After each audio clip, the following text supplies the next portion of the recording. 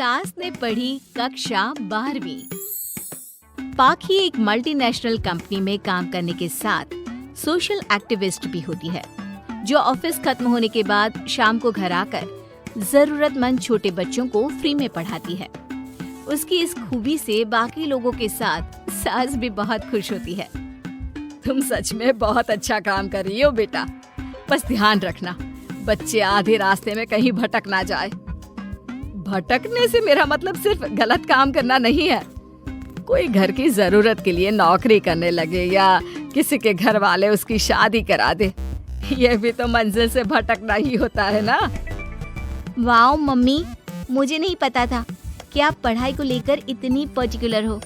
पर फिक्र मत कीजिए, इनके साथ ऐसा कुछ नहीं होगा। बहू की बात पर मुस्कुराकर सास चली जाती है और पाखी बच्चों को पढ़ाने में बिजी हो जाती है। उसी रात पाखी और विराट साथ बैठकर बातें कर रहे होते हैं, जिसमें बहू सास की पढ़ाई को लेकर नजरिए का विराट के सामने जिक्र करती है।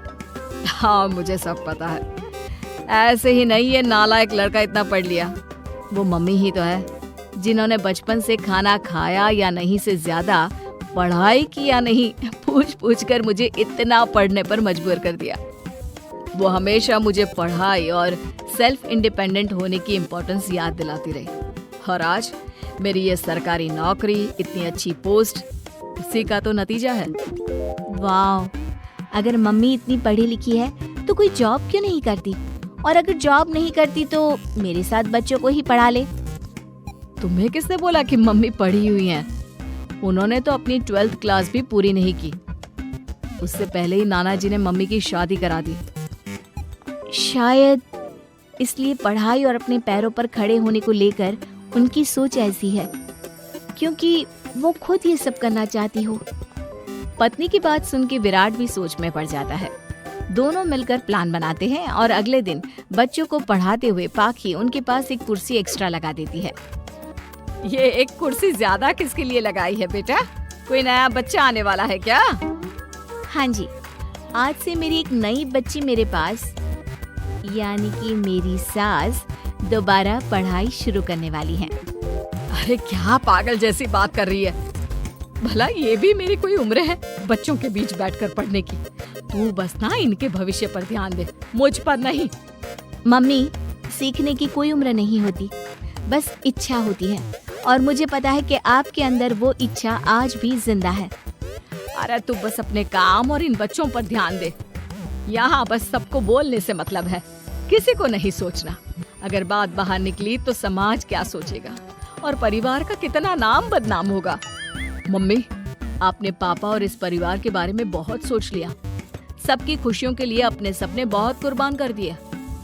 अब ये वक्त अपने पर ध्यान देने का है। और जिस समाज की आप बात कर रही हो ना, उसकी तो आदत है हर कामयाब होते इंसान पर पत्थर मारने की।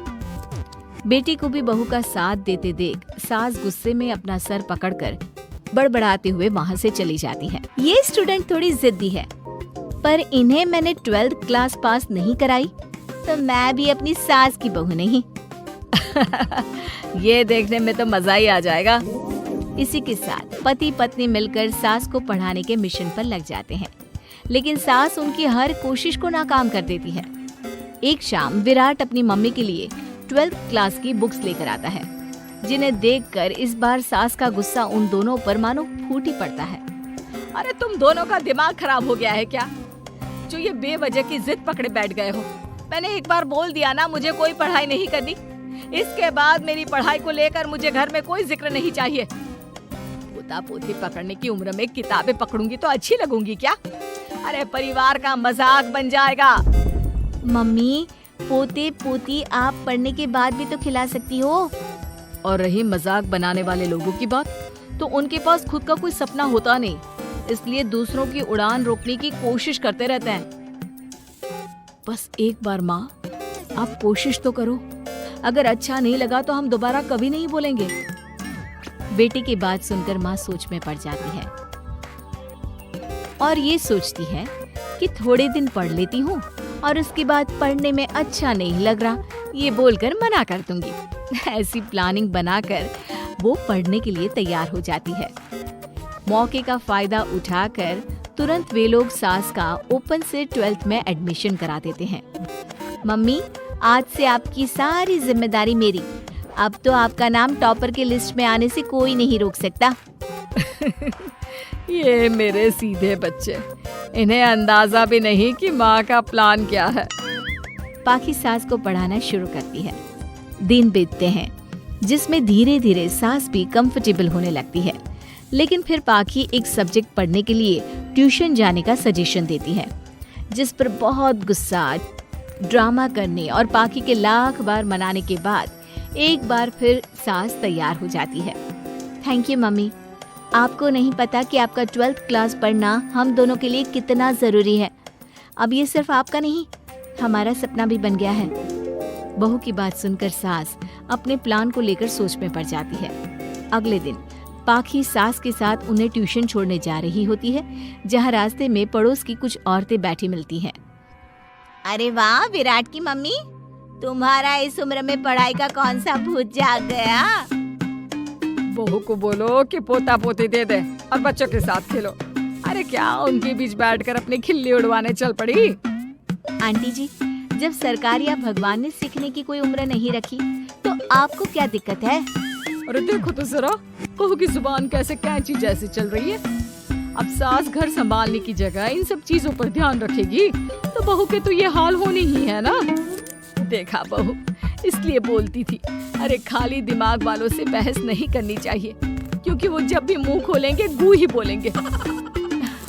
उदाहरण तो तुमने अभी देख लिया। वैसे बहन, मैं तो अपना सपना पूरा कर लूंगी, लेकिन क्या यहाँ बैठकर पंचायत करने के अलावा तुम लोगों का कोई दूसरा सपना भी है? सारी औरतें चुप हो जाती हैं और सास बहू चले जाते हैं। अब सास के अंदर पढ़ने की इच्छा जाग उठती है और वो अपना प्लान छोड़ मन लगाकर पढ़ाई करना शुरू कर देती है। देखते ही देखते 1 साल बीतता है और बोर्ड एग्जाम शुरू हो जाते हैं। मम्मी, एग्जाम के लिए जाने से पहले जल्दी से ये दही शक्कर खा लो। अरे चल पागल, ये सब बच्चों के लिए होता है। अभी आप भी हमारे लिए स्कूल में एग्जाम देने वाली बच्ची ही तो हो। बच्चों का प्यार देखकर सासू माँ खुश हो जाती है और दही शक्कर खाकर विराट के साथ घर से निकल जाती है, जो मम्मी को एग्जाम सेंटर पर छोड़ ऑफिस चला जाता है। इसी तरह समय बीतता है और एग्जाम खत्म होने के बाद देखते ही देखते रिजल्ट भी आ जाता है। मेरी टॉपर माँ, तुमने तो तहलका मचा दिया। हर तरफ तुम्हारे ही चर्चे हैं। घर वाले ये खुशी मना रहे होते हैं कि वही औरतें उनके घर आती हैं। अरे पंचायत की टोली, आज मेरे घर कैसे? बस तुम्हें सॉरी और थैंक यू बोलने आए हैं। उस दिन तुम्हारी बातों और आज तुम्हारे काम ने हमें ये सिखाया कि सपने पूरे करने की कोई उम्र नहीं होती। इसलिए अब हम भी शादी, परिवार, बच्चे और न जाने कितनी वजहों से अधूरे छूटे सपनों को पूरा करेंगे बहन जी। अगर कहानी अच्छी लगी तो लाइक, सब्सक्राइब और शेयर करें। धन्यवाद।